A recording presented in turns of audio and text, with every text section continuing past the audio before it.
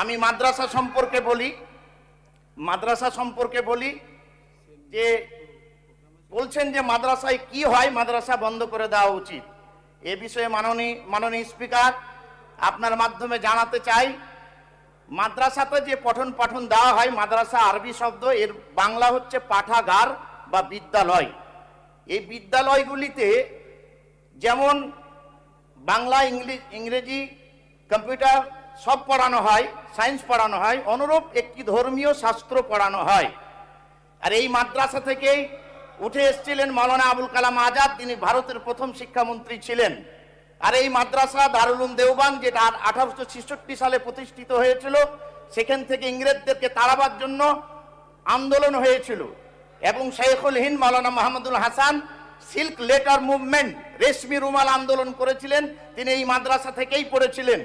পরবর্তীতে হোসেন আহমদ মাদানি 3 বছর 6 মাস যে জেল খেটেছিলেন, তারা এই মাদ্রাসা থেকেই পড়েছিলেন। তাই মাদ্রাসা সম্পর্কে যে একটা ন্যারেটিভ ছড়ানো হচ্ছে, মাদ্রাসাতে ভারতবর্ষের সুনাগরিক তৈরি করা হয় এবং মাদ্রাসাতে যারা পড়াশোনা করেন তারা দেশপ্রেমিক হন, তার প্রমাণ হচ্ছে যারা মাদ্রাসায় পড়েছেন। প্রায় 53,000 মাওলানা এ দেশ স্বাধীন করতে গিয়ে রক্ত দিয়েছেন। আমি অনুরোধ করব মাননীয় speaker, Discovery of India, Pandit Jawaharlal নেহরুর লেখা বই পড়ে নিতে অনুরোধ করব। নেতাজি সুভাষচন্দ্র বসু ইন্ডিয়া সার্গাল বই লিখেছেন, সেই বইটি পড়ে নিতে অনুরোধ করব। ডব্লিউ হান্টারের লেখা দ্য ইন্ডিয়ান মুসলমানস, এই বইটি পড়ে নিতে অনুরোধ করব যে মাদ্রাসার কি অবদান আছে ভারতবর্ষের মাটিতে। দারুল উলুম দেওবান এবং জমিয়তে ওলামায়ে হিন্দের প্রেক্ষাপটে ভারতবর্ষের স্বাধীনতা আন্দোলনে মাদ্রাসা থেকে ঝড় তুলে ইংরেজদেরকে আমরা 7 সমুদ্র 13 নদী পার করেছিলাম।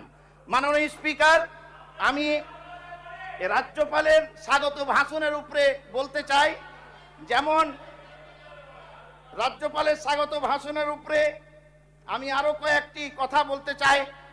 তিনি ভাঙন সম্পর্কে, ভূমিক্ষয় সম্পর্কে বলেছেন, তবে মালদা এবং মুর্শিদাবাদ এবং নদিয়া জেলার কথা যদি ভাষণে থাকতো আমার খুবই ভালো লাগতো। মাননীয় স্পিকার, তিনি নারী সুরক্ষার কথা বলেছেন, তার জন্য আমরা গর্বিত এবং এই সরকার অন্নপূর্ণা যোজনার মাধ্যমে নারীদেরকে সশোষিত এবং সম্মানিত করেছে, ধন্যবাদ জ্ঞাপন করছি। পূর্বের সরকারও করেছিলেন এবং এই সরকার করেছেন। তার সঙ্গে নারীদের জন্য যে ফ্রি বাসের ব্যবস্থা করেছেন, আমি এখানে অনুরোধ করব, আমার মনে হয় যে যারা চাকরিরতা এবং উচ্চ বেতনভুক্ত সে সমস্তকে ফ্রি না করে যারা ফ্রি পাওয়ার যোগ্য তাদের জন্য ফ্রি করলে আমার মনে হয় ভালো হয়। মাননীয় স্পিকার, আমি বর্ডার নিয়ে মাননীয় রাজ্যপাল যে ভাষণ দিয়েছেন, আপনার সময় শেষ হবে 1 মিনিট। বর্ডার নিয়ে মাননীয় স্পিকার যে ভাষণ দিয়েছেন, স্বাগত জানাচ্ছি। বর্ডারকে সিল করা হোক, একজনও ভারতবর্ষের মাটিতে কোনো নাগরিক অবৈধভাবে যেন প্রবেশ না করে কেন্দ্র এবং রাজ্য সরকারকে অনুরোধ করছি।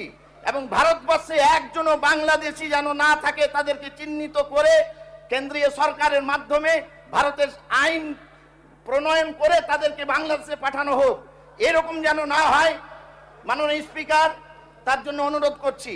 আর একটি কথা আমি মাননীয় স্পিকারের কাছে অনুরোধ করছি, যে পোস্ট পোল ভায়োলেন্স, ভোট পরবর্তী যে কিছু বিষয় পশ্চিমবঙ্গের মাটিতে ঘটছে, আমরা এই কৃষ্টি কালচারে বড় হই নাই। আমি অনুরোধ করছি, আমরা এই কৃষ্টি কালচারে বড় হই নাই, সেটা আমি সরকারের দৃষ্টি আকর্ষণ করছি। মাননীয় স্পিকার, আমরা কিন্তু শেষ হয়ে যাচ্ছে, দৃষ্টি আকর্ষণ করছি যে পরিযায়ী শ্রমিকদের কথা মাননীয় স্পিকার অনুরোধ করা যাচ্ছে। পরিযায়ী শ্রমিকদের কথা যখন বলা হয়েছে, কিন্তু মাননীয় রাজ্যপালের ভাষণে যে বাঙালিরা ভারতবর্ষের বিভিন্ন জায়গায় যারা কাজ করেন, নির্যাতিত নিপীড়িত হয়েছেন বাংলা বলবার জন্য, বাংলা ভাষা বলার জন্য, তাদেরকে বাংলাদেশি চিহ্নিত করে তাদের উপরে যে নির্যাতন করা হয়েছে, এই বিষয়গুলি দৃষ্টি আকর্ষণ করছি।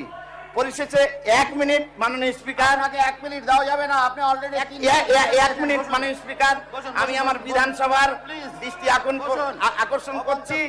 আমার মুথাবাড়িতে বেশি সময় পানীয় জলের সংকট আছে, যেখানে প্রত্যেক দিন 166.5 মিলিয়ন লিটার পানি পরিশোধিত দরকার, ডক্টর সেখানে রাজেশ অনলি কুমার, 75 লিটার আপনি ডক্টর পানীয় রাজেশ জল কুমার বলুন। পরিশোধিত হচ্ছে।